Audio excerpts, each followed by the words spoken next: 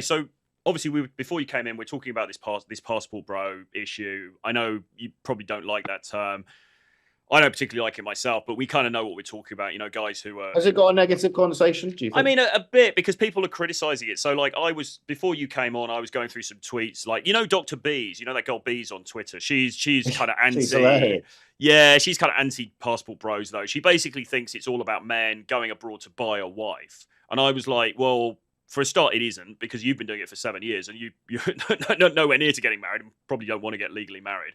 We're like the way that we are helping guys to do it is more about just going to cool places, and dating is a part of that.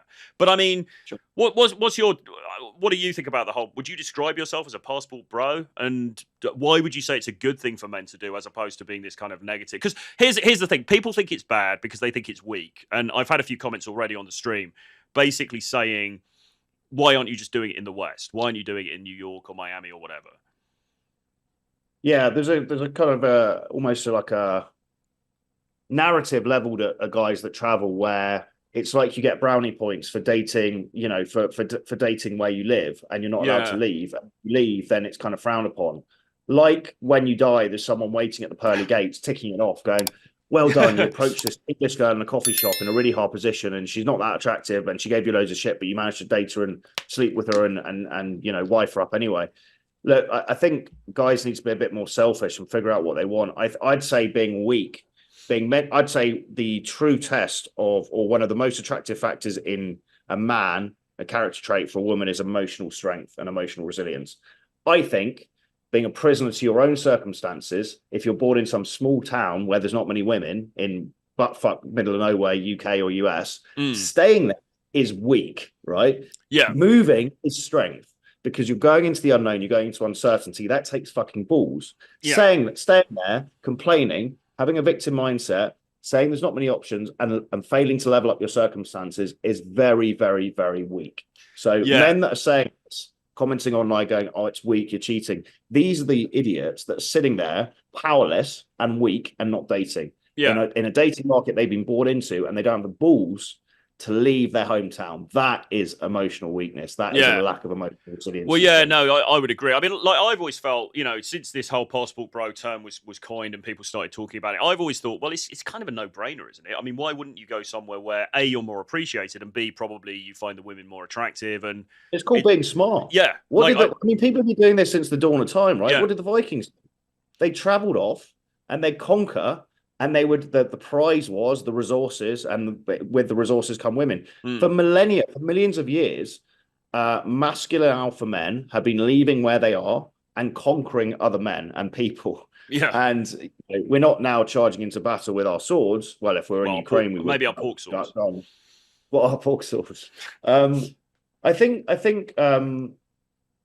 I think it's just being smart. Like I was born in the UK. I don't find English women, given the circumstance in which we are in, with the Anglosphere being very woke, and Mm, women taking on a very masculine energy and role.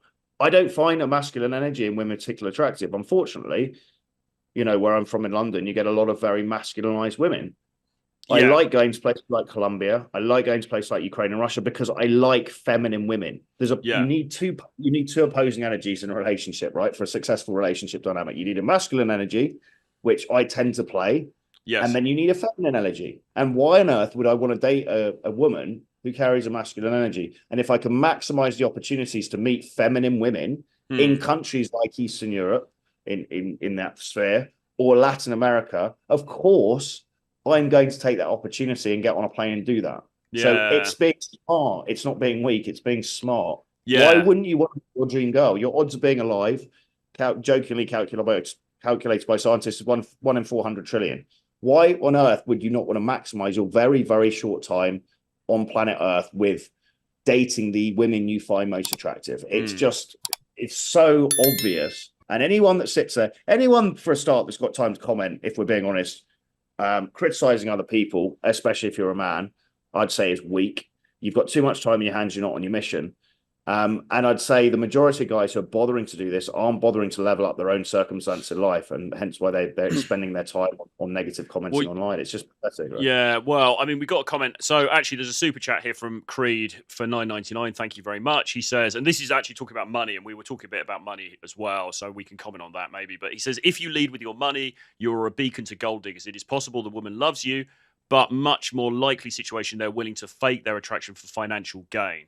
Well, yeah, I mean, like, we certainly never would teach a guy to lead with his money. In fact, actually, we would teach the opposite, wouldn't we? We would actually tell them to probably to almost play it down, if anything. But at the same time, I was making the point just before you came on. I think the money is just part of the package with guys. They tend to have this very sort of like black and white view of this, where it's like, oh, it's this old rich guy and he's really fat and he's got a massive beer gut, but he's got some money, so the girl's kind of holding her nose and having sex with him. But or he's a super hot Chad and she's just having sex with him voluntarily. But actually, there's this massive grey area in the middle where they're they've got their life together. They're decent looking. They're in shape. They're well dressed. They've got cool stuff happening, and they've got a bit of money. And that adds to the attractiveness. It's not like it has to be the either or situation, right?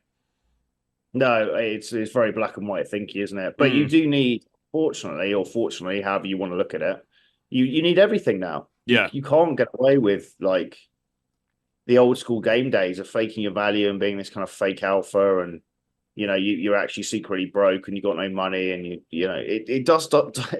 We live in a ruthlessly competitive dating world, and you have to level up, and it's the hero's journey, really. yes. It's like you can sit there and play the black pill victim mindset, right, of oh woe me, but the reality is your life's going to pass you by anyway. You might as well fight the good fight and try and level up. You might as well give it a go. Give it a go, right? Because it's never the destination; it's always the journey. Yeah. So as a man, you might as well charge headforth into pain and anxiety and break your comfort zone and try and level up. Because what else are you going to do? Exactly. Right? Yeah. You might as well. Right. So yeah, I think, especially in the West, I think we've got it too easy. I think soft times. Obviously, I'm not talking about the Ukraine or Russia situation, but definitely in the Anglosphere, I think most of the black pill or guys that sit online complaining about stuff live very comfortable lives of desperation, really, and they're just this standard middle class, not wanting to level up, not particularly bad set of circumstances, but very much a victim, weak mindset to life. Yeah, and I think, yeah, if we're being honest, like a lot of guys think the black pill lot are like these kind of one-legged, blind, disabled pirates, with no opportunity living on the street. They're not. They're quite good-looking middle-class men, just with a very weak attitude to life. Yeah, yeah.